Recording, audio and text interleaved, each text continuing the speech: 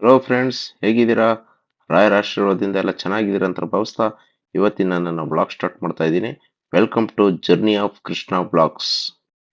Actually ಇವತ್ತು republic day ಇರೋದ್ರಿಂದ ಅನ್ವಿಕಾಗೂ ರಜಾ ಇತ್ತು, ನನಗೂ ಸ್ವಲ್ಪ ಕಂಪನಿ ರಜಾ ಇತ್ತು. ಸೊ ಹಾಗೆ ಬೆಳಗ್ಗೆ ಸ್ವಲ್ಪ ವಾಯ್ಸು ಮೈಕಲ್ಲಿ ಜೋರಾಗಿ ಕೇಳಿಸ್ತಾ ಇತ್ತು. ಅನ್ವಿಕಾ ಅಪ್ಪ ಹೋಗೋಣ ಹೊರಗಡೆ ಹೋಗಿ ಬರೋಣ ಅಂತಿದ್ದು. ಸೊ ನಮ್ಮನೆ ಹತ್ರನೇ ಇರೋಂಥ ಇದು ನೋಡಿ ಗೌರ್ಮೆಂಟ್ ಸ್ಕೂಲ್ ಇದು. Actually Karnataka public school Jalahalli village ಅಲ್ಲಿ ಇರೋಂಥ ಒಂದು government school. Republic day celebration ಸ್ವಲ್ಪ ಜೋರಾಗಿ ನಡೀತಾ ಇತ್ತು. ಸೊ ಅನ್ವಿಕಾನು ಡ್ಯಾನ್ಸ್ ಪ್ರೋಗ್ರಾಮ್ಸು ಕಲ್ಚರಲ್ ಆಕ್ಟಿವಿಟಿ ಎಲ್ಲ ನೋಡಿ ತುಂಬಾ ಎಂಜಾಯ್ ಮಾಡ್ತಾ ಇದ್ಲು ಅವಳು.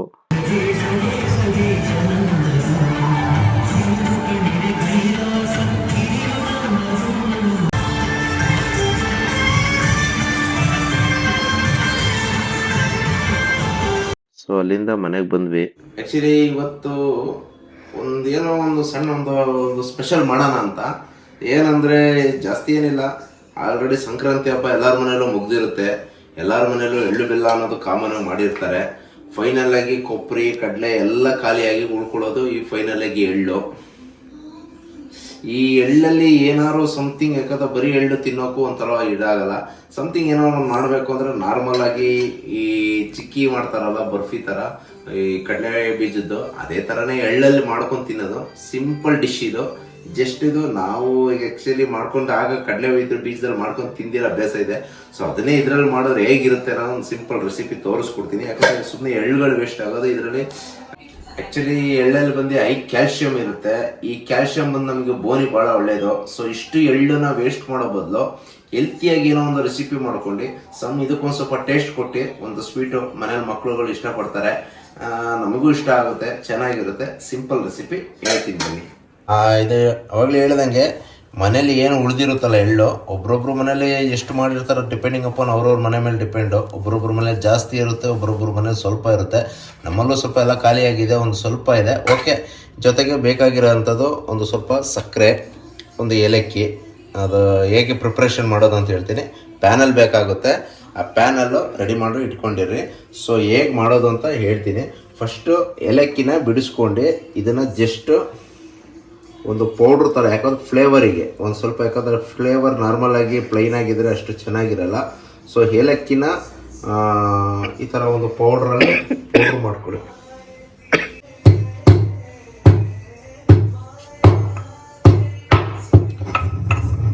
ಸೊ ಜಸ್ಟು ಸ್ವಲ್ಪ ಫ್ಲೇವರ್ ಬರೋಕ್ಕೋಸ್ಕರ ಏಲಕ್ಕಿನ ನಾನು ಪೌಡರ್ ಮಾಡ್ಕೊಂಡಿದ್ದೀನಿ. ಅಷ್ಟು ಈಗ ಪ್ಯಾನಲ್ಲಿಟ್ಟು ನಾನು ಜಸ್ಟು ಸ್ವಲ್ಪ ಬಿಸಿ ಮಾಡ್ಕೊತಾ ಇದ್ದೀನಿ ಪ್ಯಾನಲ್ಲು. ಸಕ್ಕರೆ ಬಂದು ಡಿಪೆಂಡಿಂಗ್ ಅಪಾನ್ ನಿಮ್ಮಲ್ಲಿ ಎಷ್ಟು ಎಳ್ಳಿರುತ್ತೆ ಆ ಇದ್ರ ಮೇಲೆ ಇದನ್ನು ಯೂಸ್ ಮಾಡ್ಕೋಬೇಕಾಗುತ್ತೆ. ಬೆಲ್ಲ ಮಾಡ್ಕೊಳ್ಳೋರು ಬೆಲ್ಲ ಟೇಸ್ಟ್ ಇದ್ರೆ ಓಕೆ, ಬೆಲ್ಲನೇ ಹೆಲ್ತಿ ಆ್ಯಕ್ಚುಲಿ. ಈಗ ಬೆಲ್ಲ ಇಲ್ಲ, ಆ್ಯಕ್ಚುಲಿ ಬೆಲ್ಲ ಬದಲು ಇದೇ ಮಾಡೋಣ ಅಂತ ಟ್ರೈ ಮಾಡ್ತಾ ಇರೋದು. ಸಿಂಪಲಾಗಿ ಸ್ವಲ್ಪ ಇರೋದ್ರಿಂದ ಬೆಲ್ಲ ಆದರೆ ಸ್ವಲ್ಪ ಪಾಕ ಜಾಸ್ತಿ ಮಾಡಬೇಕು ಅಂತ ಪ್ರೊಸೀಜರ್ ಜಾಸ್ತಿ ಇರುತ್ತೆ, ಅದಕ್ಕೆ ಸ್ವಲ್ಪ ಎಳ್ಳು ಜಾಸ್ತಿ ಬೇಕಾಗುತ್ತೆ. ಈ ಇರೋ ಎಳ್ಳಿಗೆ ಸಿಂಪಲಾಗಿ ಸಕ್ಕರೆ ಎಷ್ಟು ಸಾಕು ಅಂತ ನಮ್ಮ ಇದು. ತವಾ ಆ್ಯಕ್ಚುಲಿ ಬಿಸಿ ಆಗಿದೆ. ಈ ಫ್ಲೇಮ್ ಬಂದಾಗ ಸಕ್ಕರೆನ ಸ್ವಲ್ಪ ಅದ್ರ ಮೇಲೆ ಸ್ಪ್ರೆಡ್ ಮಾಡಿ. ಆ್ಯಕ್ಚುಲಿ ಸಕ್ಕರೆ ಬಂದು ಈಟಿಗೆ ಮೆಲ್ಟ್ ಆಗುತ್ತೆ. ಆ್ಯಕ್ಚುಲಿ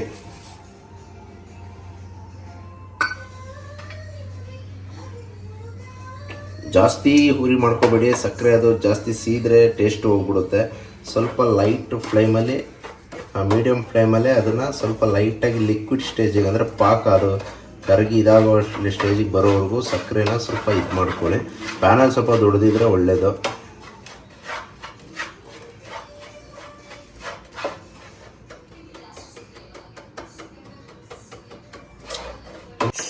ನೋಡಿ ಈಗ ಜಸ್ಟ್ ಇದು ಈ ಥರ ಲಿಕ್ವಿಡ್ ಸ್ಟೇಜಿಗೆ ಪಾಕ ಹೇಗೆ ಬರುತ್ತೋ ಅದೇ ಥರನೇ ಎಲ್ಲ ಮೆಲ್ಟ್ ಆಗಲಿ.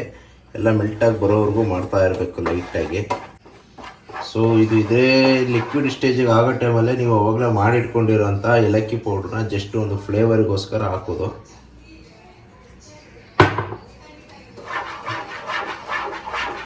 ನೋಡಿ ಈ ಥರ ತಿನ್ನಾಗಿ ಆ್ಯಕ್ಚುಲಿ ಪಾಕ ಬಂದಿದೆ. ಜಾಸ್ತಿ ಇದನ್ನು ಹೀಟ್ ಮಾಡಿ, ಈ ಥರ ಗಟ್ಟಿ ಇರ್ಬೇಕಾದ್ರೆ ಪಾಕ ಸ್ವಲ್ಪ ಇದಾಗಬೇಕಾದ್ರೆ ನಿಮ್ಮಲ್ಲಿ ಏನಿದೆ ಉಳಿದಿರುತ್ತಲ್ಲ ಈ ಎಳ್ಳನ್ನ ಅದಕ್ಕೆ ಮಿಕ್ಸ್ ಮಾಡ್ಕೊಳಕ್ಕೆ ಹಾಕೋಬೇಕು.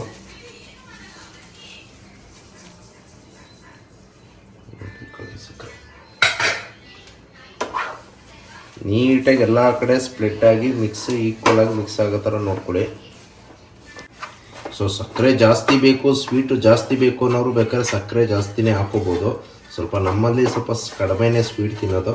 ಸೊ ಹಾಗಾಗಿ ಲೈಟಾಗಿದ್ರೇ ಟೇಸ್ಟು ಚೆನ್ನಾಗಿರುತ್ತೆ. ಜಾಸ್ತಿ ಆದರೆ ಜಾಸ್ತಿ ಟೇಸ್ಟ್ ಕೊಡಲ್ಲ ಅಂತ ನಮ್ಮಿದು. ಸೊ ನಿಮಗೆ ಬೇಕು ಅಂದರೆ ಇನ್ನೂ ಬೇಕಾದ್ರೆ ಆ್ಯಡ್ ಮಾಡ್ಕೋಬೋದು. ಈಗ ಅಲ್ಲಿ ಏನು ಲಿಕ್ವಿಡ್ ಆಗಿತ್ತೋ ಎಲ್ಲದನ್ನು ಇದು ಕವರ್ ಮಾಡಿಕೊಡುತ್ತೆ. ಸೊ ಇದು ಈ ಥರ ಬಿಸಿ ಇರಬೇಕಾದ್ರೆ ಲೈಟಾಗಿ ಸ್ವಲ್ಪ ತುಪ್ಪನ ಪ್ಲೇಟಿಗೆ ಅಪ್ಲೈ ಮಾಡ್ಕೊಳ್ಳಿ. ಪ್ಲೇಟಿಗೆ ಅಪ್ಲೈ ಮಾಡ್ಕೊಂಡು ಯಾಕೊತ್ತಾ ಅದು ಬೇಸು ನಿಮಗೆ ಓಪನ್ ಆಗಿ ಬರಬೇಕು ಅಂದರೆ ಲೈಟಾಗಿ ಸ್ವಲ್ಪ ತುಪ್ಪನ ಇದು ಮಾಡ್ಕೊಳ್ಳಿ. ಸೊ ಇದೆಲ್ಲ ಆದಮೇಲೆ ಬಿಸಿ ಆದಮೇಲೆ ಸೊ ಬಿಸಿ ಇರಬೇಕಾದ್ರೆ ಎಲ್ಲ ಪ್ಲೇಟಿಗೆ ಡಬ್ ಮಾಡ್ಕೊಳ್ಳಿ.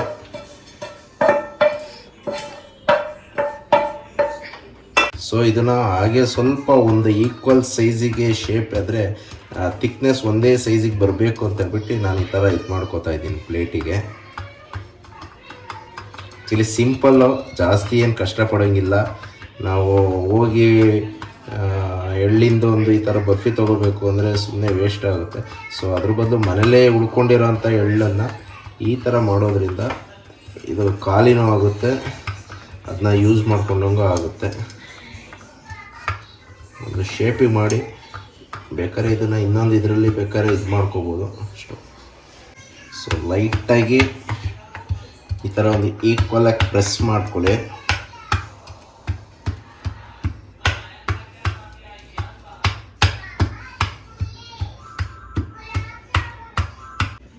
ಸೊ ಇದು ಬಿಸಿ ಇರಬೇಕಾದ್ರೆ ಪ್ರೆಸ್ ಆದಮೇಲೆ ಇನ್ನೂ ಸ್ವಲ್ಪ ಗಟ್ಟಿ ಆಗೋಕ್ಕಿಂತ ಮುಂಚೆನೇ ನಿಮಗೆ ಯಾವ ಶೇಪ್ ಬೇಕೋ ಆ ಶೇಪು ಚಾಕಲ್ಲಿ ಕಟ್ ಮಾಡ್ಬೋದು. ಸೊ ನಿಮಗೆ ಅದು ಕೂಲ್ ಆದಾಗ ನಿಮಗೆ ಪೀಸಸ್ ಥರ ಸಿಗುತ್ತೆ.